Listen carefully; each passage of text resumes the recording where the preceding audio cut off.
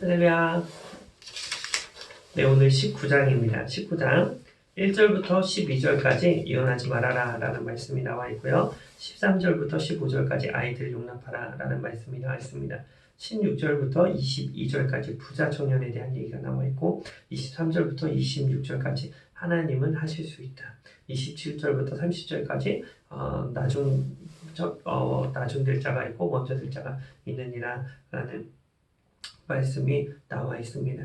우리가 잘 아는 말씀이지만 제가 또 여러분들 입장에 있어서 어떤 것이 궁금할까라는 생각으로 말씀을 읽어보니까 지금 시대에 정말 안 맞는 말씀이 19장 1절부터 12절 말씀일 것 같습니다. 그 예수님이 이혼에 대해서 가르쳐 주시는데 제자들의 반응이 너무 놀랍습니다. 10절에 보니까 제자들이 이르되 만일 사람이 아내에게 이같이 할진대 장가를 들지 않는 것이 좋겠나이다 라고 얘기를 합니다. 이 사실이 아주 충격적인데요.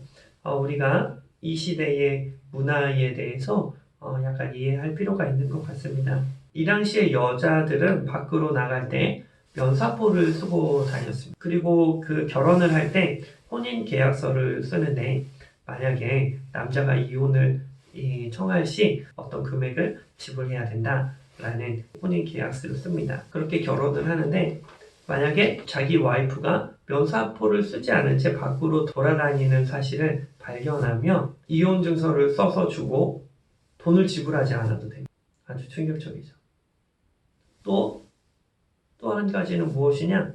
밖에서 자기 남편이 아닌 다른 사람과 대화를 하면 그것도 결혼 계약서에 쓰여진 돈을 지불하지 않고 이혼 증서를 써서 이혼할 수 있습니다. 그러니까 아주 작은 이제 흠만 보여도 남자가 그 위자료를 주지 않고 여자를 이혼할 수 있는 시대가 바로 이 시대였습니다.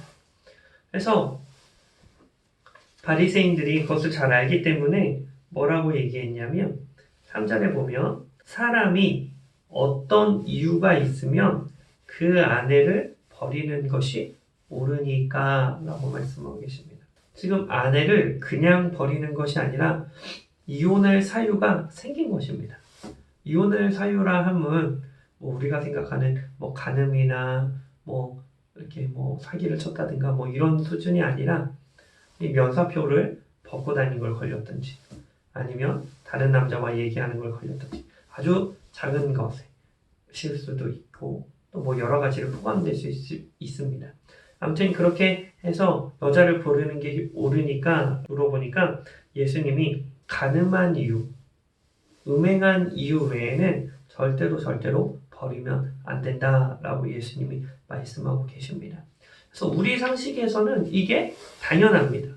이혼하지 않는 게 당연하죠. 가늠하지 않는 이유. 심지어 정말 신실하신 분들은 남편이 바람을 내기도 해도 이혼하는 것이 아니라 정말 믿음으로 그 가정을 지키는 정말 훌륭하신 분들을 저는 참 많이 뵀습니다. 정말 존경스러우신 분들이죠.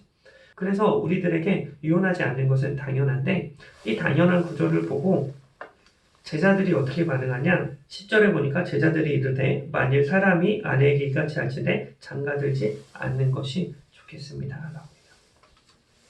이렇게 아내를 쉽게 버리지 못할 바에 차라리 결혼을 안 하는 것이 낫겠다 라고 바리새인이나 서기관이나 양아치가 얘기하는 게 아니라 누가 얘기했냐면 제자들이 얘기하고 있습니다. 이게 우리에게 아주 충격적인 것이죠.